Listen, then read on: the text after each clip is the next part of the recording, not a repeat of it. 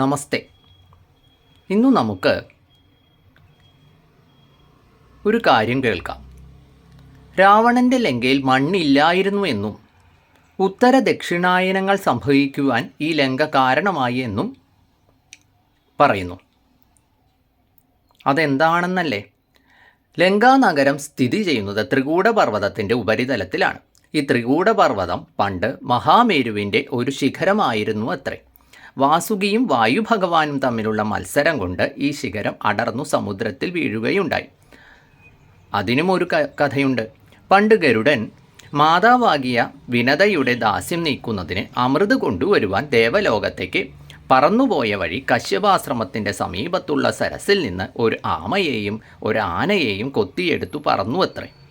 അവയെ ഭക്ഷിക്കുന്നതിന് വേണ്ടി ഗരുഡൻ ഒരു വടവൃക്ഷത്തിൻ്റെ കമ്പിലിരുന്നു.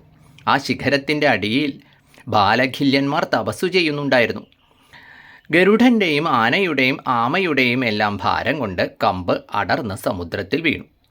ആ വൃക്ഷശിഖരത്തിൻ്റെ മുകളിലാണ് ലങ്കാനഗരം സ്ഥിതി ചെയ്യുന്നത്. പിന്നീട് വിശ്വകർമാവ് കുബേരനു വേണ്ടി പണിതതാണ് ആ സുന്ദര നഗരമായ ലങ്ക. വിശ്വകർമാവിൻ്റെ ബുദ്ധിയും മയൻ്റെ പ്രവർത്തന ശക്തിയുമാണ് ലങ്കാനഗരത്തെ സംവിധാനം ചെയ്തിട്ടുള്ളത്.